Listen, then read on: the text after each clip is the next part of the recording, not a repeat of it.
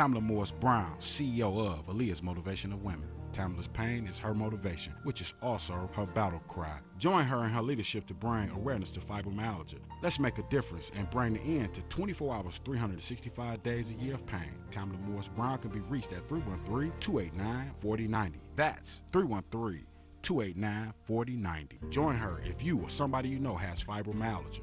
Tamla, a soldier in pain.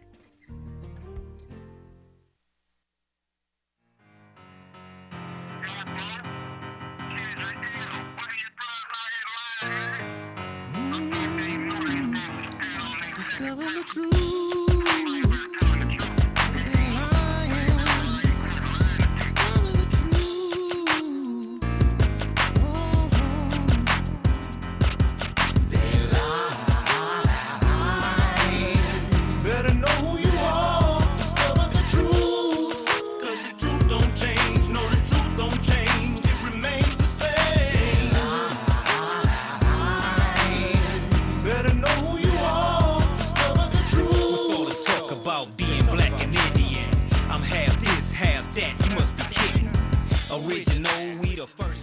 You're tuned in to the best station in the nation. This is TV 33 WHPR, and you are tuned in to the Think Tank Show.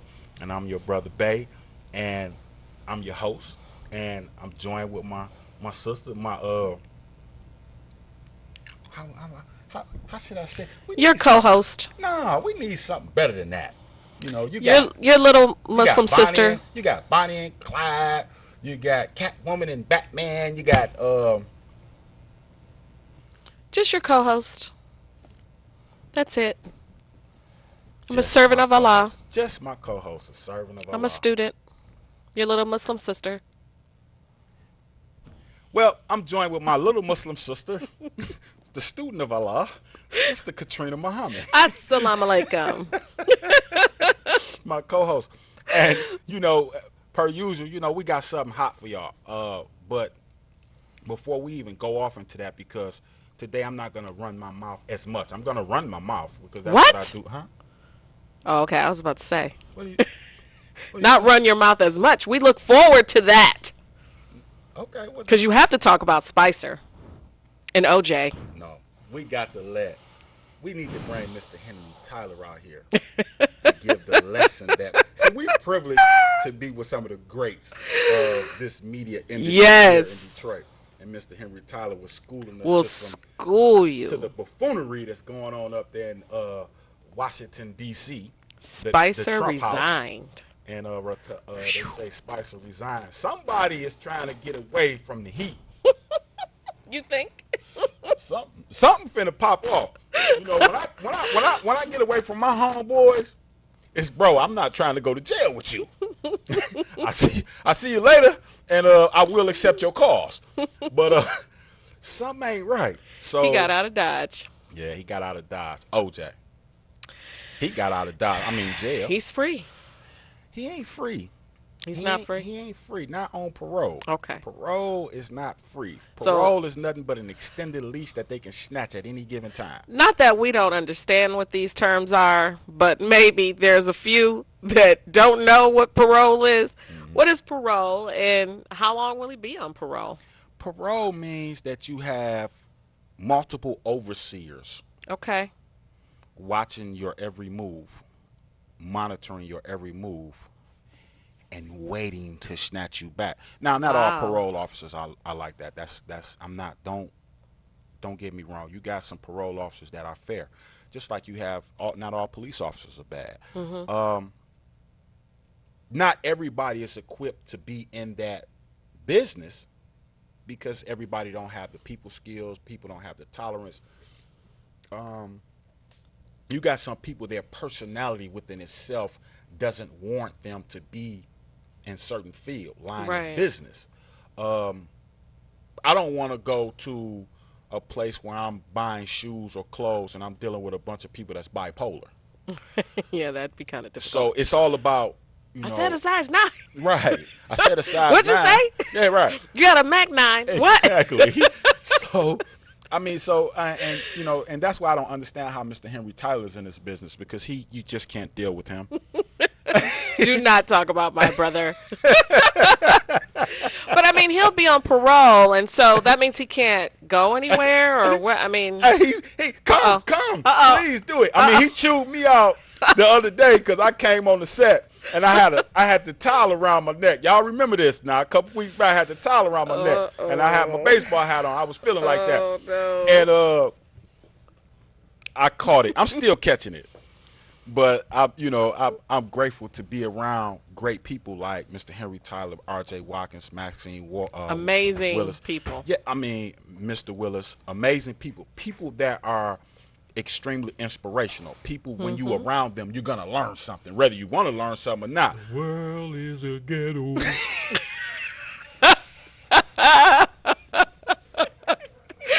And you didn't even see him coming.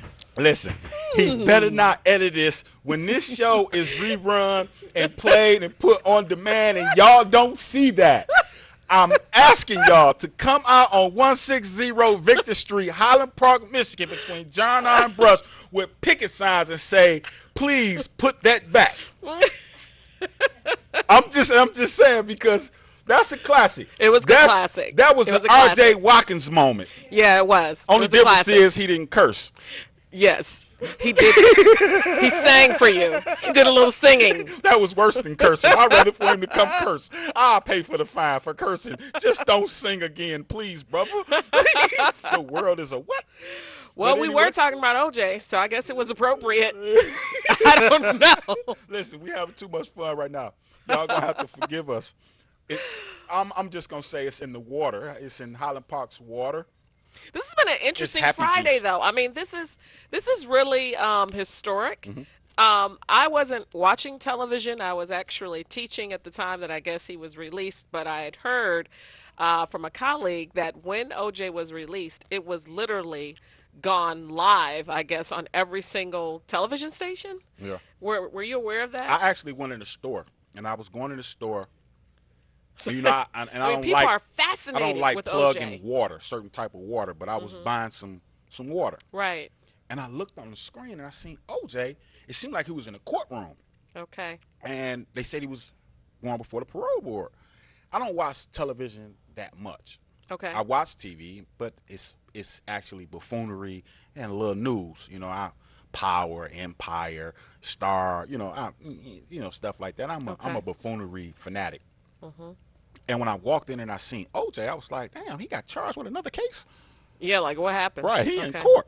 So they was like, no, he up for parole. Actually, I knew that he was up for parole. Okay. But I didn't know that they would make a spectacle out right. of it. And they actually made a spectacle out of that whole situation, OJ's whole situation, from his initial charge and then early and mid 1990s. All the way up until the conviction for this particular crime that he was incarcerated for, and all the way up until parole. And my thing is that the only reason why that man is so famous is because he was acquitted for not killing. I didn't say he did it. He was acquitted for the murder of not one Caucasian, but two. And yes. It was a man and a woman. And they're extremely livid with that. But, I mean, if you think about, I mean, we're not here to adjudicate O.J. Simpson. Let's just be clear about that. He did what he did. But we were talking off camera before we came on, and you enlightened me, Brother Sutton-Bay, that his co-defendant only spent a few years, I guess you said, right. For the same crime that O.J. was committed on. And O.J., I guess, did 9 years, but he was given 15 to 33 or something like that. And so there's that imbalance. But let's analyze, because I love to analyze everything, right? Especially being a teacher. OJ represents everything white America hates about the black man, right? From his extreme ability in football, his athleticism, okay, rising to the top in that industry that they created, the NFL, to become a superstar. That's a fact. Getting movie deals, commercials, endorsements, this good-looking black man. I don't know about all that. I mean, he was considered a very handsome, good-looking black man. And then rich on top of that with the NFL industry. he attracts all these women. He lands a Caucasian woman who looks like, I guess, Miss America, right? She's blonde. I really don't You know about know, all that. she's what they would consider beautiful. Right. Okay. And then he has this family with her, what have you. It doesn't end up working out. He gets with other white women or what have you. And then this woman is killed. Another young man is killed. Ron Goldman killed. And then OJ is accused. He's tried.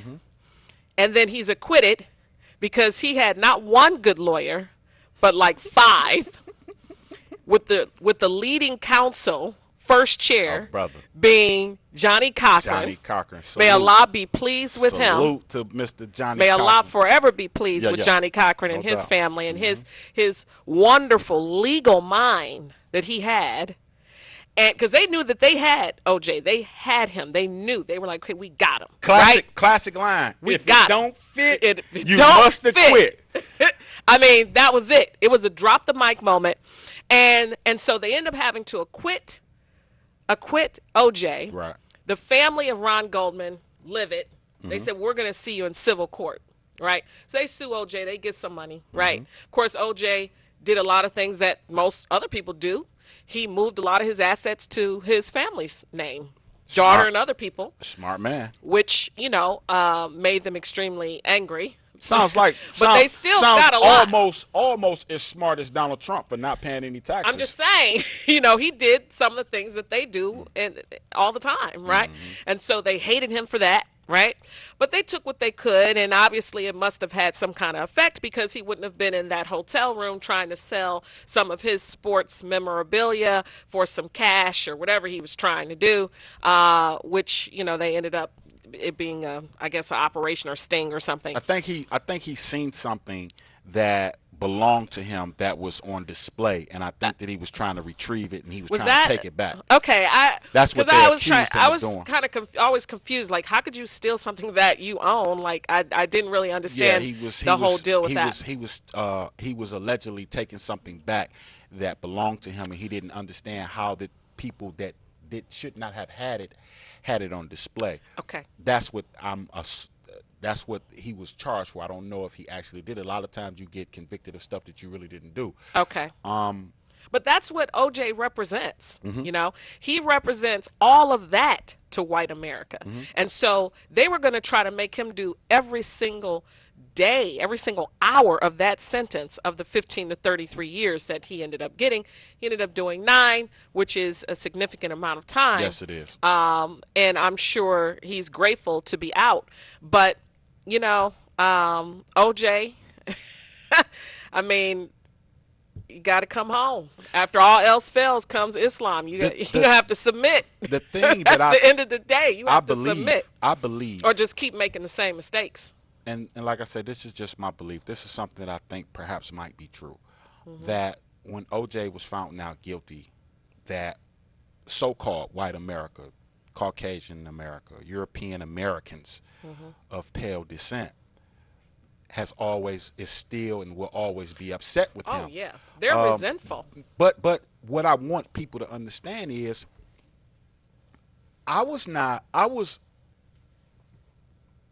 I felt like even and this doesn't sound right. It's gonna sound evil. It's gonna sound like I was in an evil place mentally, etc., at the time. But when he was found not guilty, I was happy that he was found not guilty. I mean, and the reason most why of Black America was happy at that time. And the reason why I felt the way that I felt is because you have countless, well, I can't say countless, but you have an astronomical number of Caucasian men that has murdered our brothers, our sisters, raped our brothers and our sisters. Hundreds of here thousands in this of people. country, right? Went to court and was exonerated. Exactly. Knowing that they was guilty. Exactly. I don't know for a fact if OJ was guilty. Right. But what so-called white America, Caucasian Americans felt at that time is what we've been feeling here in the United States of America for a very long time. Even when you exonerate or acquit police officers who blatantly gun down a brother, gun down a sister in the streets of whatever urban city it may be, and they are exonerated and they are found now guilty, that very same feeling that you felt, so-called white America, is how we feel on a consistent basis. You have one case that you felt like that about, and you hate that man. You was happy that he went to prison. You gave him 15 years. You offered him 15 years as a plea deal for the murders of Ron Goldman and Nicole Brown. You offered him 15-year deal just to plead guilty. But you gave him 15 years for taking something back that belonged to him allegedly. And I still say allegedly because as far as I'm concerned, he wasn't guilty. You convicted him on something that you wasn't able to convict him for in the beginning. So I mean, and then you're so vindictive, America. This is your problem. This is your disease. Vindictiveness. You were so vindictive and so upset with O.J. Simpson to get found guilty in a murder trial, but then you turn around and you try him for the very same thing in civil court, but you find him guilty to take all his belongings, his possessions, to try his to wealth. hurt him, any kind of way to hurt him. You know, because most people who are rich, they would rather go to jail than lose their wealth. Correct. So when you take someone's wealth, you're basically putting them in a prison. Right. And you're just sitting back waiting for him to mess up. They want to remove his comfort. But this is what I want to ask you. Did Emmett Till's mother get a chance to take my point, the men who killed and slain her son to civil court? My point. Because at the time that trial occurred, the jury was all white men. And they found them not guilty. Now, of course, more evidence came out since then proving that those individuals were in fact guilty. And I don't know if that family, the descendants of that family, have ever received any type of additional justice now that new evidence has come out that those men who were accused at that time really were guilty of that crime of killing Emmett Till. And I just want to read this part for those viewers who might be young and you might be saying to yourself, who's Emmett Till? Because I teach high school and I've learned I can't assume that young people know anything about what's going on in our history. I just showed my students a film on the Tuskegee Airmen, and all of them raised their hand, indicating that was the first time they had ever seen that film. This is the film with Lawrence Fishburne in it. So it's several years old. It's an older film. And only 2 people in the room had indicated that they had even heard of the Tuskegee Airmen. All the rest of them were like, who are they? They had never even heard of it. So, and they went to another school before coming to school with me. So I just want to read this part. While visiting family in Money, Mississippi, 14-year-old Emmett Till, an African-American from Chicago, is brutally murdered for flirting with, this is allegedly, flirting with a white woman 4 days earlier. His assailants, the white woman's husband and her brother, made Emmett carry a 75-pound cotton gin fan to the bank of the Tallahatchie River and ordered him. No, it's a call. I'm telling him to hold on. And ordered him to take off his clothes. The 2 men then beat him nearly to death, gouged out his eyes, shot him in the head, and then threw his body, tied to the cotton gin fan with a barbed wire, into the river. And then we all know what that looks like because the mother decided to have an open casket funeral at that time to show everyone what they did to her baby. And that's what she told Jet Magazine. Let the world and see. All praises due to Allah. She did that. I know that was very painful for her to do that as a mother, but it was good at the time that she did that so the world could see, and the world saw and was shocked at the horror of what had happened to him. But yet those at the time, that mother never got any justice, and still to this day never got any justice for the men that killed her son, and everybody knew who they were. So I mean, when the OJ thing happened, you don't have to feel bad or apologize. I believe all of Black America at that time was celebrating his acquittal because there had been so many years of injustice done to our That's people. a fact. People were just angry and they didn't want to see a black man go to prison. Right? They did not want to see that. Now, a lot has happened since then with OJ, and I think in the eyes of many black people, their feelings are maybe in between with him. They maybe some don't care for him that much anymore because of everything else, and then maybe some still do. I'm not sure. You want to take But this call? yeah, let's take the call. Caller, you on the air with the Think Tank Show. Please state your name and what city you calling from. This is Jihad Muhammad. Calling from Detroit, Michigan. I call on for a second, Mr. Muhammad. I can't hear you out here. So what I'm going to do is, hold on for a second. What I'm going to do is I'm going to make some adjustments right quick so that I'm able to hear you through our monitors. It's just one of those things. It's just a little technical difficulties, but we at it. Okay, try it one more again. Yes, this is Jihad Muhammad. Assalamu alaikum, calling brother. from Detroit, Michigan. Assalamu alaikum. Watching you on Comcast. Assalamu alaikum. Walaikum salam. The Emmett Till situation. Well, I knew my friend's uncle was a friend of Emmett Till, and he was there that particular day that he was accused of whistling at that particular white woman. He was.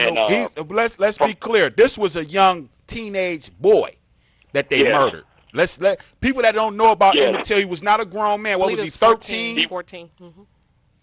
He was that. Mm-hmm. But the uncle said that he was not actually whistling at the Caucasian woman at the time.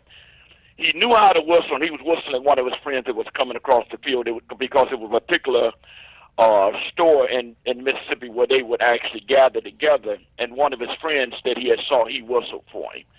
And so he was accused of whistling at the particular white woman, but he wasn't whistling at the white woman at the time.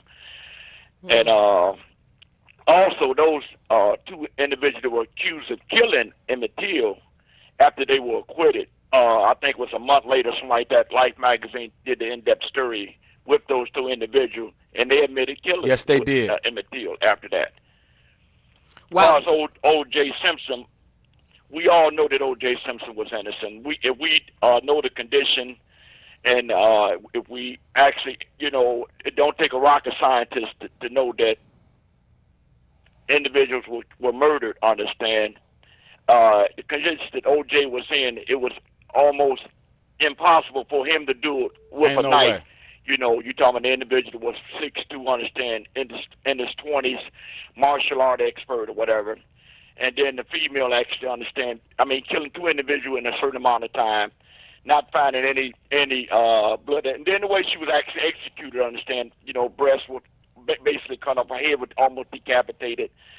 And it was, they knew that OJ, they pinned that on OJ. And as brother was saying earlier, it was the way that this last situation, going to Vegas, and certain laws in Vegas, understand, was designed for the excellent setup for OJ, because OJ didn't even have a weapon. Like the brother said, he was going to retrieve some of his items that they had taken and was had on display and was trying to auction or whatever. And so OJ, it was their way of getting back at OJ or whatever. OJ should have never even been in jail or whatever. That's the bottom line. Not for no 15 years or nothing like that. We watch on the daily, understand, folks being strangled to death, folks committing suicide in jail cells with garbage bags, and they go to court, understand, and they're acquitted. We as a people, and it just goes to show you, as Elijah Muhammad taught us, we don't have the same nature that those people have or whatever. They are unforgiving and they don't forget. Right. We are forgiving people. We are merciful people. We are the people of God. That's right. And that's the bottom line. Well, I appreciate you for calling in, I appreciate brother. the both of you. Tune in next time with us next week and keep watching, brother. We appreciate yes, you. Thank sir. you. Love the both of you. Have a blessed day. Allah bless you. Thank you. Assalamu alaikum, brother. Wa alaikum salam. I got a quick announcement to make before I get up out of here, because Sister Katrina Muhammad has a lesson that she wants to. She's a teacher. I'm a teacher. So she's gonna teach. She's gonna give you a lesson, and I'm gonna get out of her way because you know me and my big mouth. I have a tendency to butt in when I ain't got no business butting in, He's and I can throw always some welcome. things off. But this is for God's herbal medicine. This is Sister Isis, and it's for prevention and healing of disease for adults, teenage children, and babies. You got the Super Green Herbal Formula 8. You have the Miracle 8 Detox Cleansing Body Oil and Creams. And then you have the Miracle 8 Eye Drops. You have the Miracle 8 Anointing Oils. Miracle 8 Liquid Tonics. Now, you can reach, if you interested in these particular things, you can get in contact with Mother Isis, Sister Isis, at 404-707-1074. Once again, Sister Isis or Mother Isis, you can reach her at 404-707-1074 for God's herbal medicines for prevention of and healing of disease for adults, teenagers, children, and babies. The Super Green Herbal Formula 8. It deals with a lot of different things from asthma, AIDS, arthritis, anti-aging, boils, bumps. The list diabetes, the list goes on. And then you got the Miracle 8 Detox Cleansing Body Oil and Cream. Then you have the Miracle 8 Eye Drops. You have the Miracle 8 Anointing Oils. And you have the Miracle Liquid Tonic 8 Blood, Colon, Brain Purifier, etc. So, for all you brothers and sisters out there that are into living healthy, cleansing yourself, detoxing yourself, etc., you definitely want to get in contact with Mother Isis at 404-707-1074. It was a pleasure. It was definitely a pleasure. Honor to be and able an to honor. be on the Think Tank show with you. All praises due to Allah, Brother Sutton Bay. Listen to him. So, but I know you got some Yeah, Essence I Stone. really want to talk about how something like what happened to OJ, what has happened to a lot of our people, how that happened. And I think it happened with the turning of the female. And I want to talk about women in the ministry. I want to talk about the importance of the female and what we need to do to turn this thing around, because that is the key. And I'm not going to get off of that point because the enemy has done such a job in our community that now we see all of the things that have been manifested.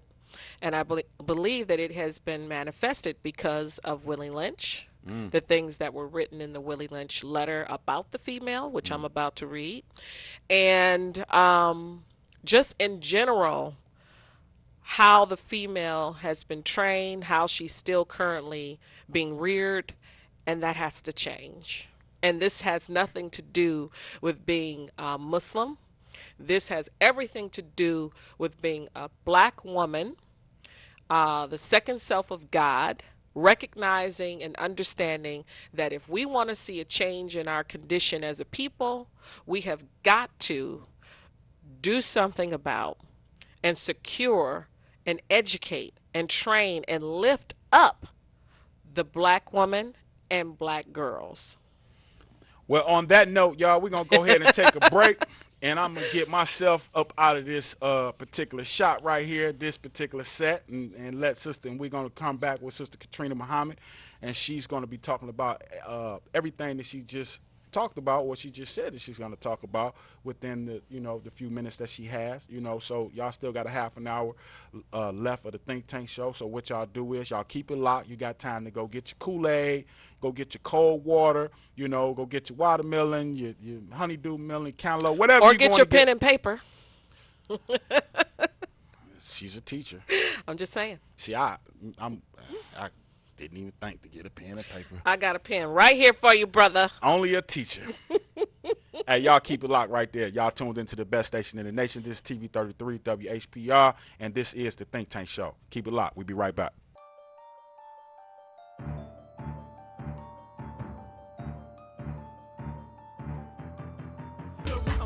I'm phased up, illuminated. I see you watching. I know you hate it. We done woke up, re-educated off of Jubilees. Demonstrate a new nation, come of age. long way high from them slavery days. Let my people in before we kick the dough. Had them up T's coming with the swords. We born more, reduce the black, lace my boots up, cause I ain't having that. Call me a citizen, no, I'm a national.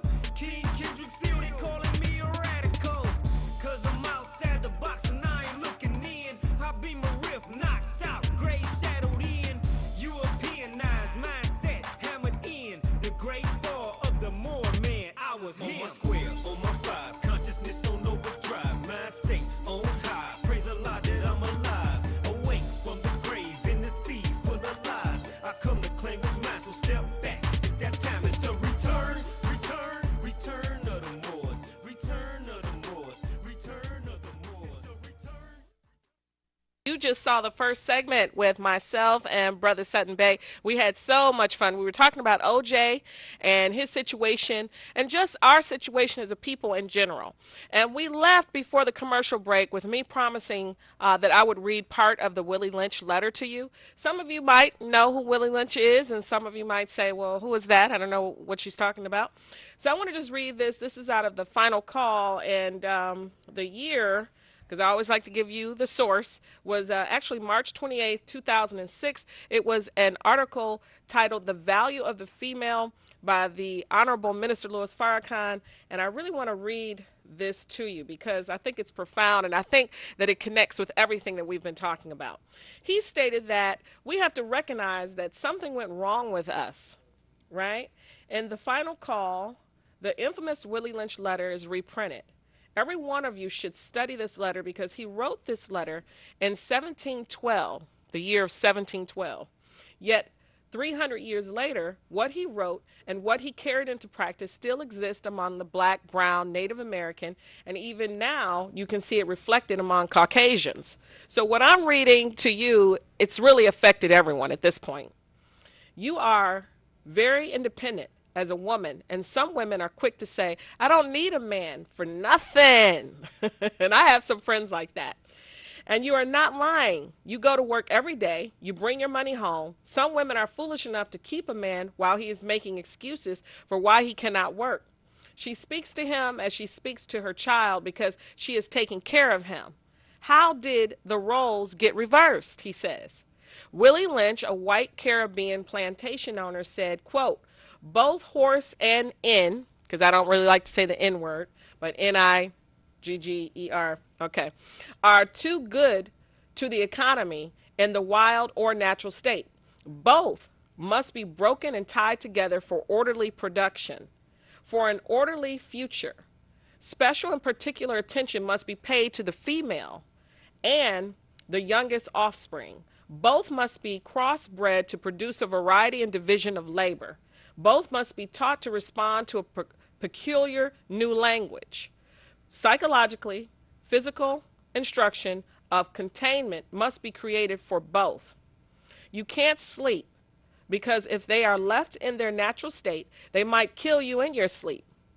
They sleep while you are awake and are awake as you sleep. They are dangerous near the family house and requires too much labor to watch them away from the house. Above all, you cannot get them to work in this natural state. Therefore, both the horse and the N-word must be broken, breaking them from one form of mental life to another. Keep the body and take the mind. This is what Willie Lynch said. Keep the body, but take the black man and woman's mind.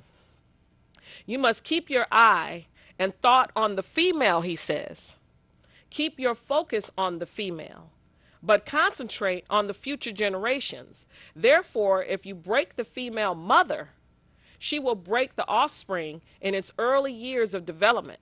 And when the offspring is old enough to work, she will deliver it up to you, for her normal female protective tendencies will have been lost in the original breaking process. Here is how they did it. They desired to reverse nature. Now, this is the Honorable Minister Louis Farrakhan speaking about what I just read, which was part of the letter. He says, here's how they did it. They desired to reverse nature. Instead of the female being dependent on her natural male counterpart, the slave master wanted to make you completely docile and dependent on him. He did not want any black or brown woman to depend on her man. When he reverses nature, the female is produced that will be independent of the male figure, but dependent on the slave master. And the male will be produced that will be dependent. The female that you produce will be independent of the male image, just like women today. Today, our girls are independent while our boys are broken. Women have broken their male children unknowingly, but this is the way the slave master fixed you. Willie Lynch said, now he's quoting Willie Lynch, take the female and run a series of tests on her to see if she will submit to your desires willingly. These are white people who know the nature of things, plotting the destruction of an entire people by taking the female down. He said, test her in every way because she is the most important person in the making of a slave. Sisters, if you are the most important in the making of a slave, then you are the most important person in the making of a people free.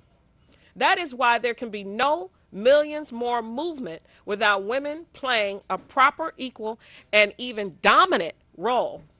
Willie Lynch wanted to destroy the male image in the woman's eyes completely, so she would not look at any man in her race with honor and respect. He said, take a strong inward man and have that woman and her child watch. You take two strong black men. The first one, you tie his hands and legs to a horse on both sides. Then set that in ablaze. As the fire touches the horses, they start running in opposite directions and pull the black man completely apart. Now you could just imagine that image.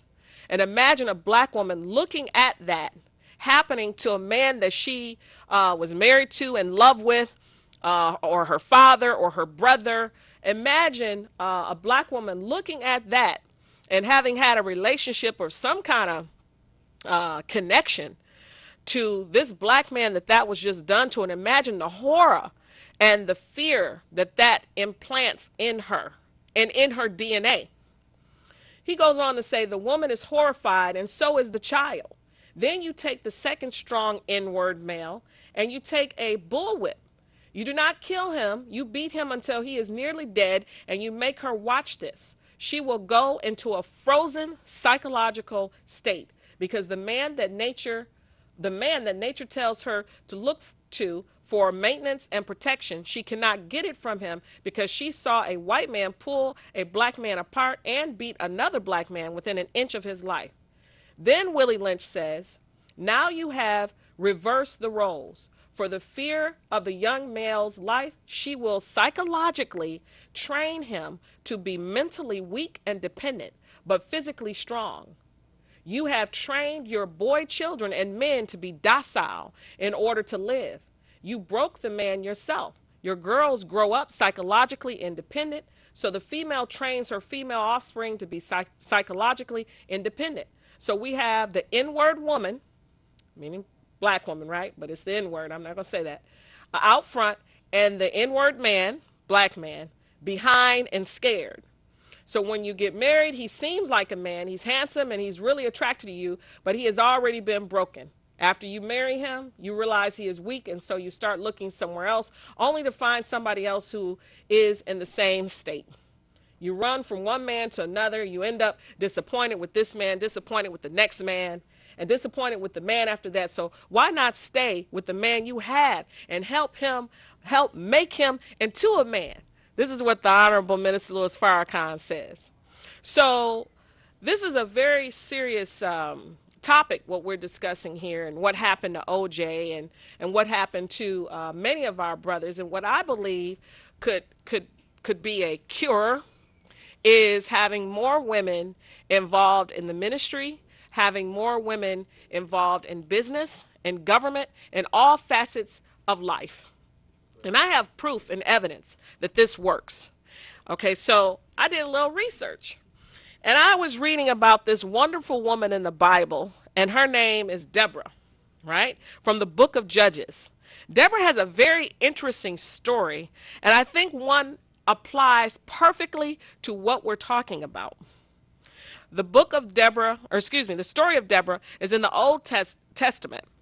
And this story is worth closer examination. She was married to a humble man named Lapidoth, and her daily job was as a keeper of the tabernacle lamps, which by all means is a very humble and modest position. Lapidoth means torch. More research notes that Deborah is identified as Eshet Lapidoth, which means woman of the town Lapidoth, or wife of the man Lapidoth, or woman of torches, that means a fiery woman, or woman of a shining spirit. Deborah lived in a period of Israel's history when the nation was oppressed by Canaanites' rule. Their oppression or bondage was because of the spiritual decay that had corrupted their nation. She was not born of nobility and was just an unknown woman among her people until she got busy working. In her town, she became known as a counselor, giving good advice to people, helping settle disputes. She was known to sit under a palm tree called the Palm of Deborah.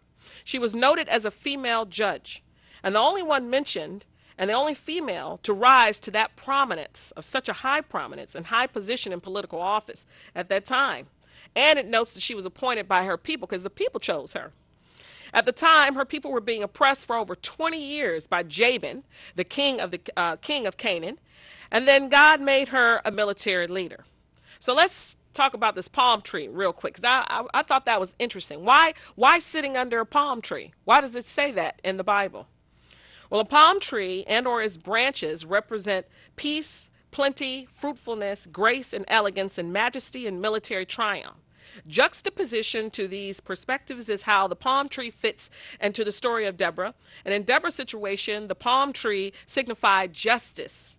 Deborah held court under the palm tree and distributed justice to all. So it's important to note that the Honorable Minister Louis Farrakhan once said the role of the woman is that of a consoler and comforter. And that's exactly what Deborah was doing. She was comforting and consoling her people. He said that woman is from God, so whatever characteristics that are in God and man are also in you. He said the nature of the woman is that of a consoler.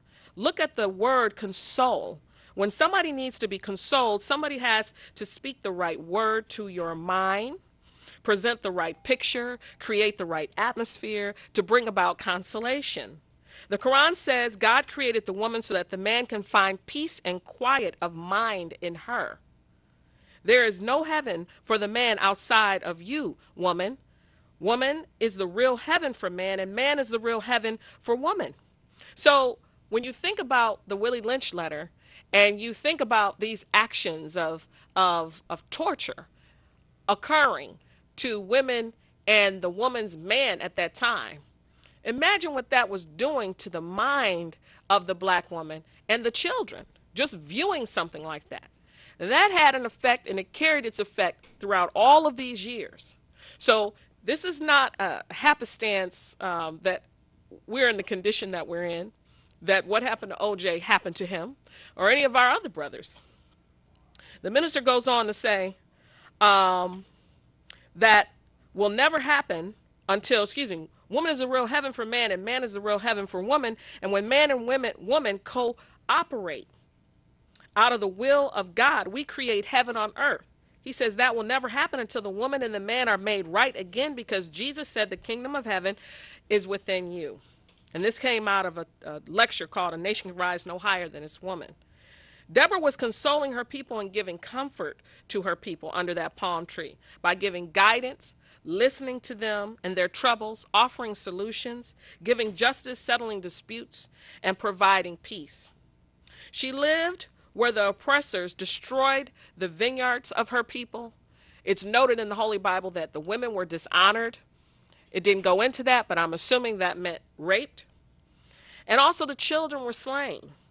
Things were so bad, in such a hellish state and condition of oppression everywhere, that many of the children of Israel who were raised to believe in the God of Abraham and Moses, they began to turn to the worship of idols.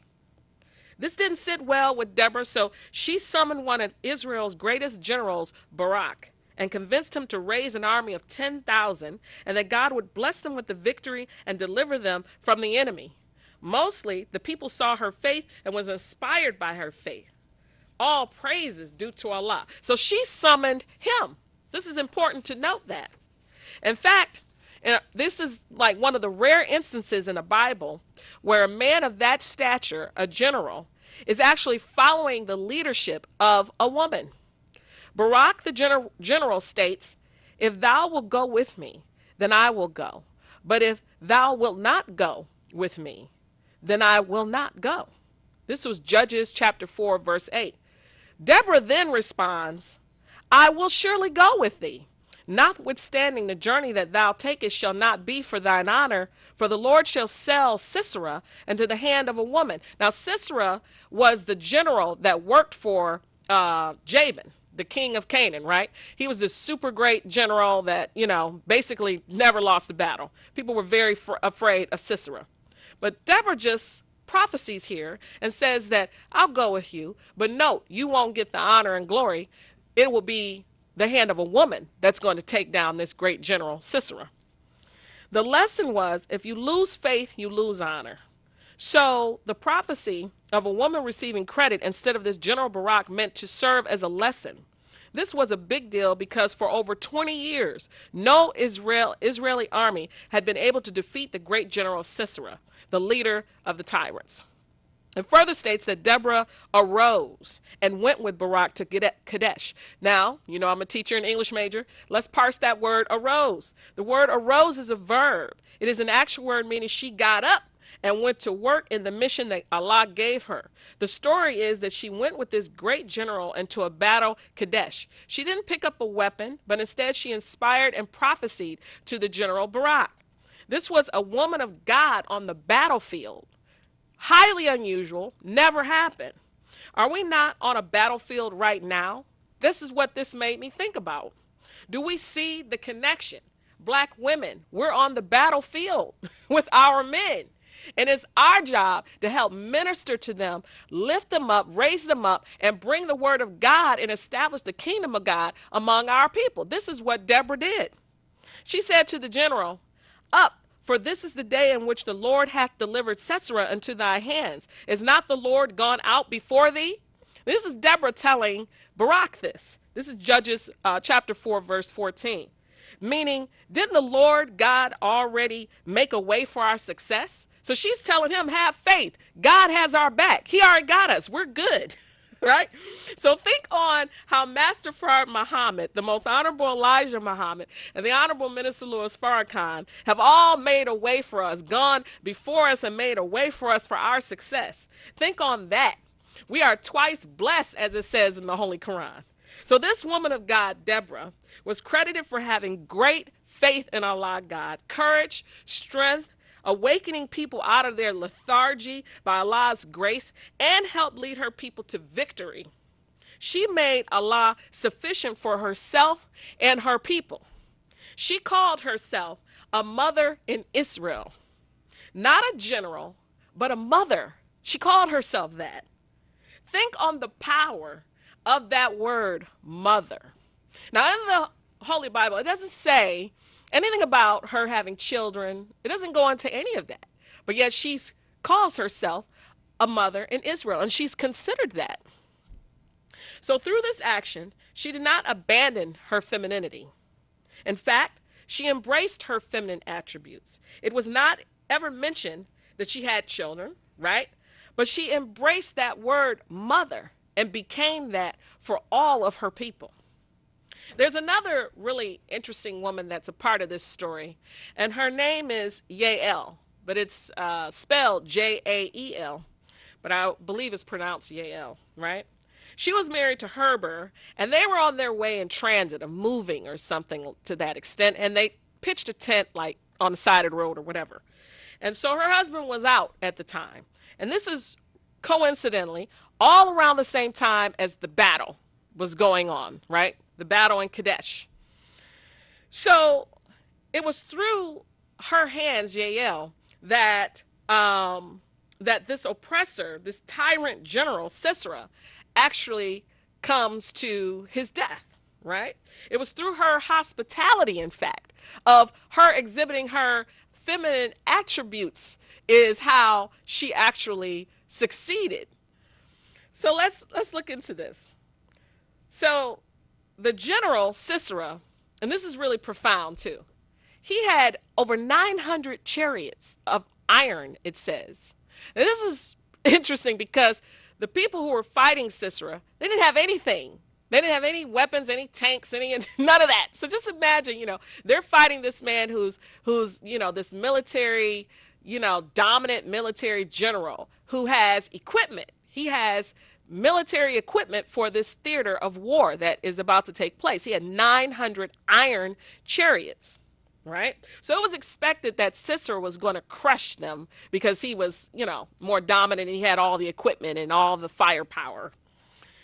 So it's important but instead, Allah God uses the weather to destroy his army and send him running for his life. Now, how did that happen? Well, it got rainy and everything else, and then these iron chariots got stuck in the mud. They couldn't get to where they were trying to go, and that's how they got destroyed. And so Sisera abandons his army. He runs for his life.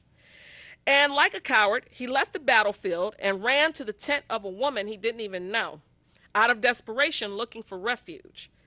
And like we always say, like the devil on the run, have the devil on the run. This was Sisera. But he can't hide from Allah God. Yael offers him sanctuary, invites him in her tent, gives him a blanket, warm milk, etc., like all the trapetry of hospitality, right? He lets his guard down because of the comfort she provides, and then while he lay asleep in Yael's tent, believing himself safe after fleeing the battle he was losing, she takes a tent nail and a hammer and drives it in his temple, right here, while he's asleep. So this woman showed the great General Barak, when he came searching for this enemy, Sisera, "Come, and I will show thee the man thou seekest," she says. "Here is Sisera, lays dead." This woman, Yael, made Allah sufficient. Yael used her feminine attributes as a weapon. We say the MGT, the Muslim Girls in Training, which is what I am, are dainty, but also deadly. This was an example of sisterhood between Deborah and Yael, because they both worked in conjunction to bring about the mission of God. Okay, so that's very important. Sisters who fight one another, or they're at odds with one another, or I'm Muslim, or I'm Christian, or whatever. None of that matters. We are all sisters. We are all sisters and made in the likeness of God. So we should embrace one another and love one another and be proud of one another and help one another achieve good things. This is what we should be doing. So Deborah prophesied this Sisera being taken down by the hands of a woman. But one of the most important parts that I read, and we're soon to be near close, so if you'd like to call in, please call in. I'd love to talk to you about this subject, is that Deborah didn't take any credit. She gave all the credit to God for this success that occurred. And then let's look at Sisera, this general. He doesn't die on the battlefield. He dies at the hand of a woman. Look at how Allah God used the woman to complete the mission. Note that he was run off the battlefield, actually, by Barak and his men, even though he was the one with all the military power and the 900 iron chariots. And then Deborah, who was once the maintainer of the tabernacle lamps, becomes the keeper of a new spiritual vision that would light up all of Israel. She had religious zeal, patriotic fervor, and an immediate enthusiasm for action against the enemy. Another meaning for the name Deborah is bee, as in like the bumblebee, bees that make honey. There are two Deborahs mentioned in the Bible, and they both have a connection. We don't really have time to go into that today, but I wanted to just talk to you a little bit about the importance of the woman, the female, and why we need to take our place among history of the ministry, of bringing our people together with God. I want to read one last quote to you that the minister said, and this is regarding women in the ministry. This was reflect Christ's consciousness by continuing mission. This was in December 22nd, 2008, and it was actually written by Ahmed Muhammad, but it was about the Honorable Minister Louis Farrakhan, and there's some quotes from him, and there was an event that occurred. So it reads, continuing his recent theme of a new beginning, the Honorable Minister Louis Farrakhan delivered a message of spiritual enlightenment at Christ Universal Temple on Chicago's far south side. Despite temperatures in the teens and wind chill in the single digits, members of the congregation and many visitors filled the church to hear the message from the spiritual leader who has spoken at the church many times throughout the year. After a gracious introduction by Indigo magazine publisher Hermaine Hartman, Minister Farrakhan praised the work of his longtime friend, the Reverend Dr. Johnny Coleman, who founded the Christ Universal Temple at a time when most religious denominations would not even allow women to enter into ministry. This is a female minister. He said, "This blessed woman who has been with this institution now 52 years has finished a course. And when one has labored as she has labored and loved, and she has loved, and she has loved, and suffered, and she has suffered, to bring us what we have and to bring us to where we are, the greatest honor that we could give to such a marvelous woman in her absence from us is to constantly keep her in our remembrance in a very special way." He goes on to talk about her example of her ministry being Christ-like and the importance of women in the ministry. In fact, the Honorable Minister Louis Farrakhan appointed a female minister over Muhammad Mosque number 15. That's Atlanta, Georgia, which is student minister Ava Muhammad. And there's more I could tell you about her. She's a phenomenal minister in the Nation of Islam. But women have a place in the ministry. And we need to allow women to express themselves in that. Encourage girls to go into the ministry and study the Word of God. Because it's only by doing that will we change the condition of our people. I want to thank you so much for the opportunity of sharing these words with you. I hope and pray that Allah blesses you throughout the week. Please stay tuned to this channel. We have another amazing show that's going to come up with a phenomenal woman that I'm sure you've been watching. I pray that you have a blessed week. Thank you so much. This is Sister Katrina sending you Assalamu Alaikum.